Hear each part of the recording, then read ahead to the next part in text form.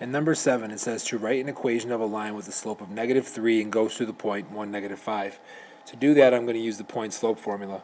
I'm going to, for this location, I'm going to plug in the y value, which is -5. The slope is -3, and my x value is 1. Subtracting a negative, this just becomes y plus 5. If I distribute, I get -3x plus 3.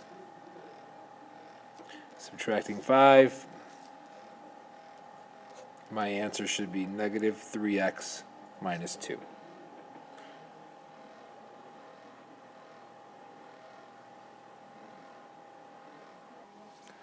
For number 8, they want you to express the product of this trinomial and this binomial. So what I'm going to do is I'm going to make sure that I multiply x times every single term of this trinomial. 2x to the third minus 3x squared minus 10x.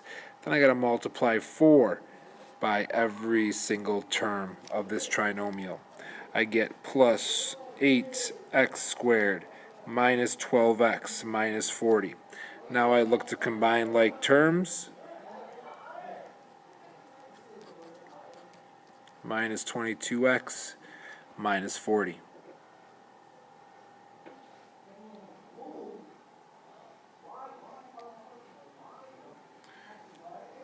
Number 9 deals with the cumulative frequency, about the number of times that 8th graders spend text messaging. They give you the cumulative frequency chart. What you have to do is you have to figure out, well, how many, what was the frequency for the numbers between 51 and 60? Well, we know between 51 and 60 there was 9. Well, this tells us 51 to 70. This is the total of both of those groups. So basically, to find this one, I'm going to do 18 minus 9. So you get 9. The reason why that is because 9 plus 9 is 18. So 9 plus 9 plus what gives you 20? 2. 6. And 7.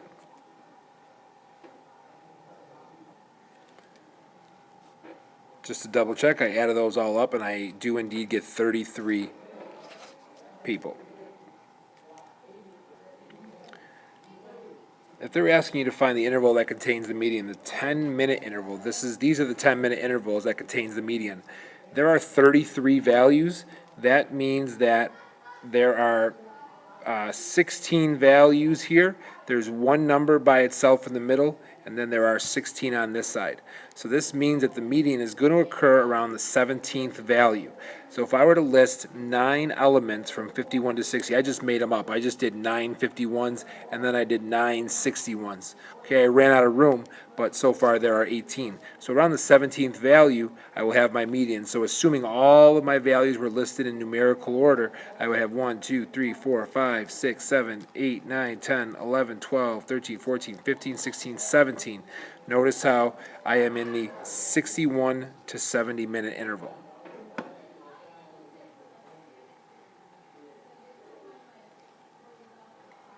In number 11, they're asking for a box plot, which is the same as a box and whisker.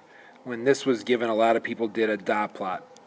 Now, this data is listed in a almost like an Excel spreadsheet. It really is no different than just listing the numbers from left to right. This is what I did. Note, I did not put them in numerical order. I just listed them from left to right.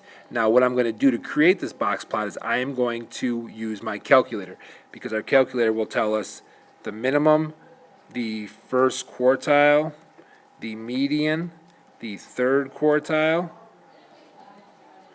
and the maximum.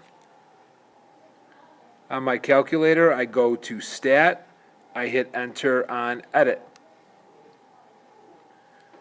I had some values, so I had to delete them. I am going to type in all of my values into my calculator. After I type in all my values, I go to Stat, over to Calculate, and then hit Enter on one of our stats. Enter again.